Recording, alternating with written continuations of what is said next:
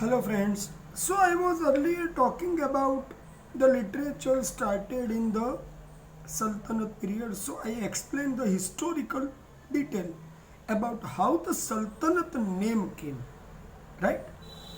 So in the period of Alauddin Khilji, Muhammad Ghori, these all rulers are considered as sultans. But after the Babar, when he came to India in 1526 after defeating Ibrahim Lodi.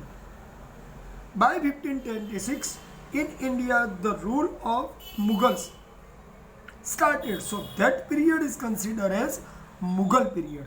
So from 1206 to 1526 is the period considered as Sultanate period. And in this period which literature is created, it is called literature of Sultanate period. So at that time some local Hindi script were written.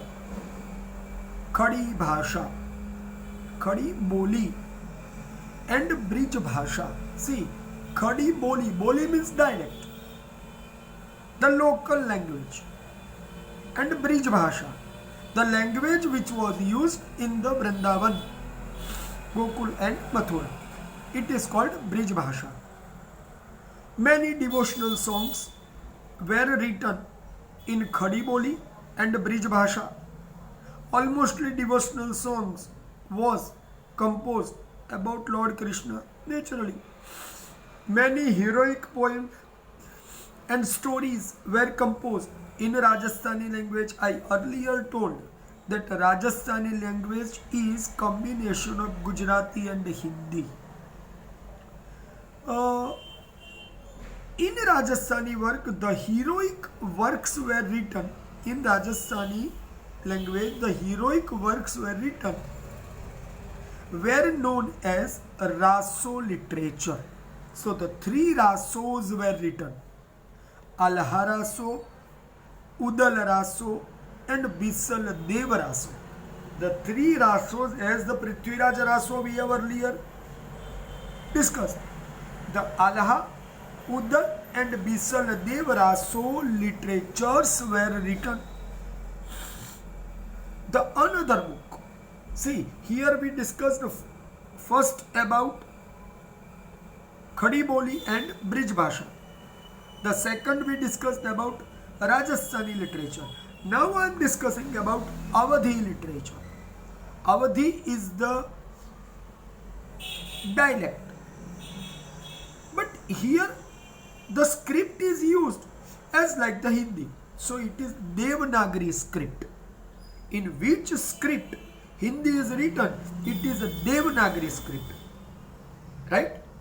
So the Awadhi was written named as the early Awadhi work was Chandrayan done by Mullah Dawood.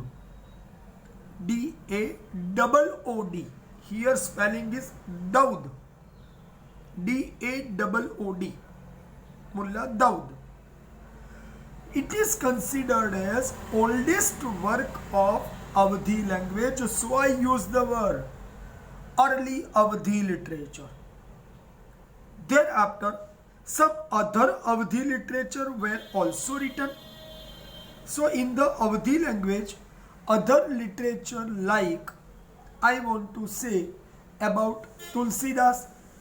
He wrote Ramacharitmanas. It was also in Awadhi. The other Awadhi literature you have to remember in your mind, on which the movie Padmavat was also created. The book was also known as Padmavat by Malik Muhammad Jayasi.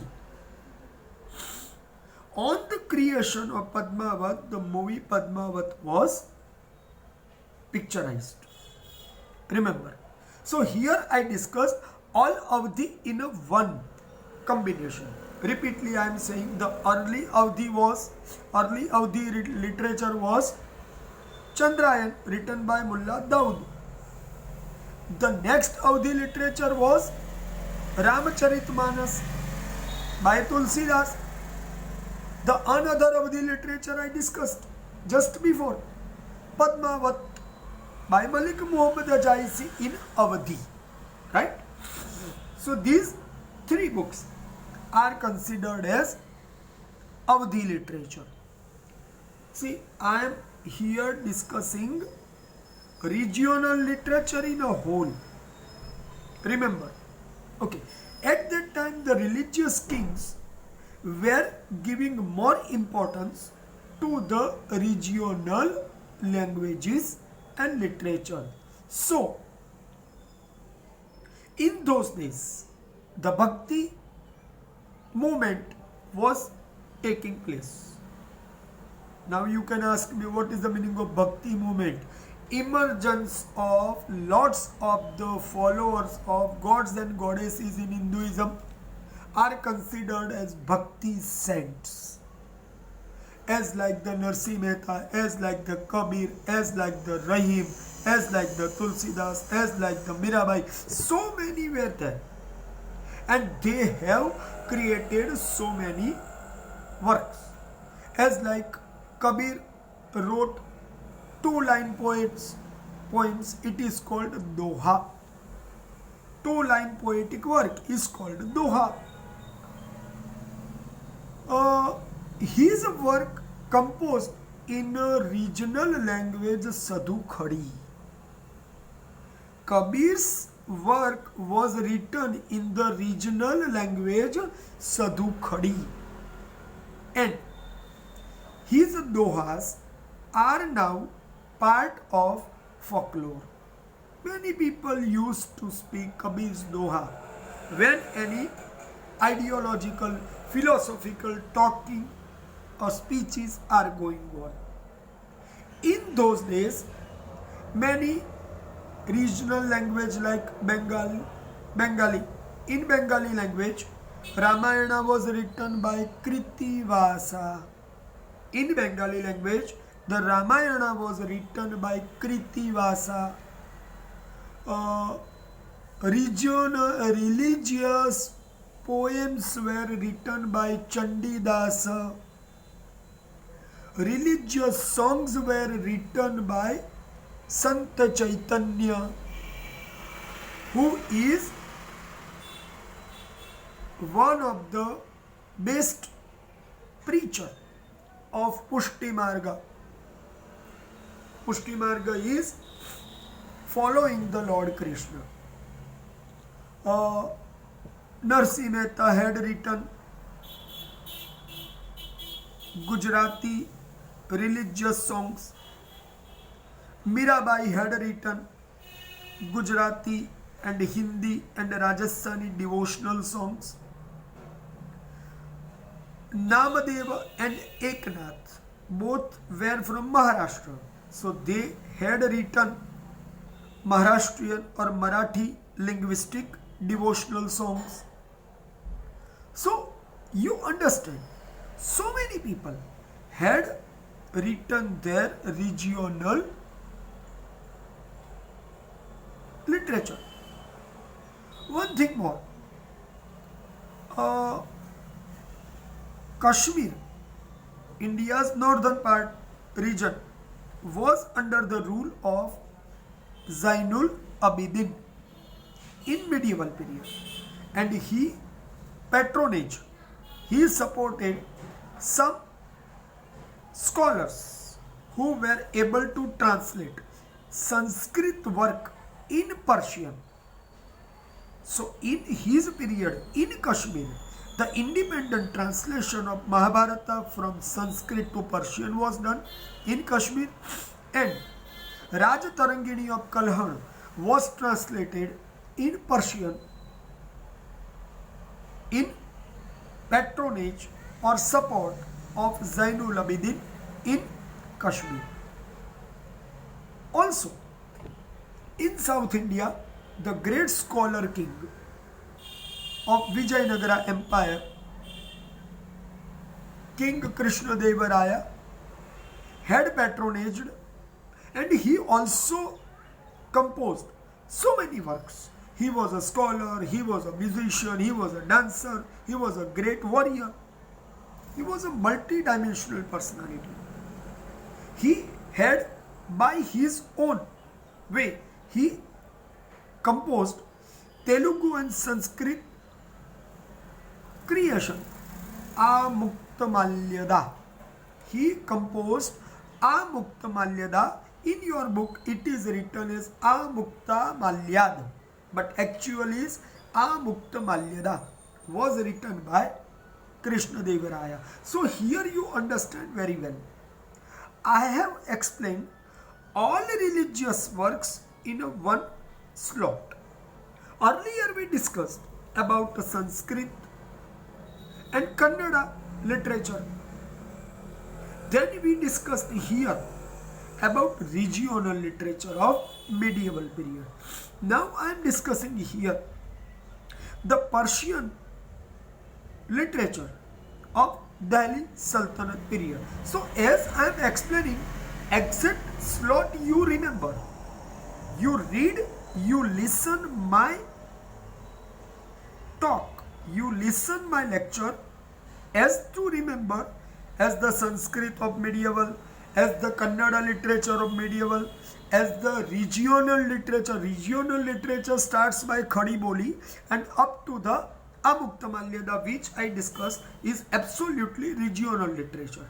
Now I am discussing about Persian literature of Sultanate period. See, in the Delhi Sultanate, the royal court was using language Persian in their administrative work.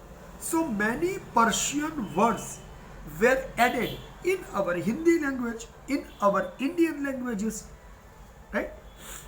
Many historians emerged in this period, as like Ziauddin Barni, as like Amir Khushro. See, they had created their work mainly in Persian language. Remember, they created their work in Persian language. Okay. Ziauddin Barni wrote Tarikh-e Firoz Shahi. Tarikh-e Firoz Shahi. It was giving detailed information about Khilji rulers and Tughlaq rulers.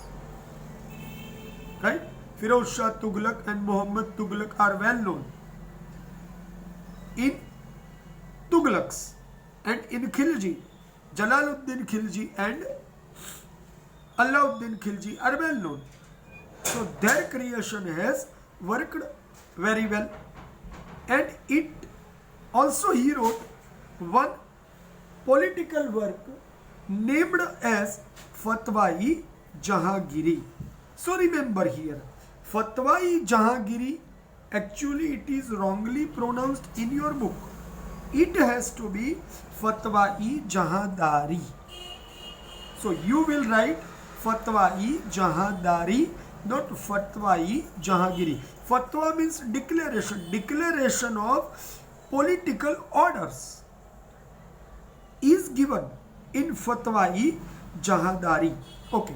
Amir Khushro is considered as best poet, best historian, best mystic saint and composer.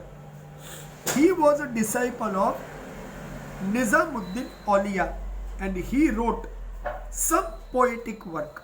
Ashika, Nuh, Sipihar, Kiratul Sadayan, Kaizanul Futu. Ashika, Nuh, Sipihar, Kiratul Sadayan and Kaizanul Futu.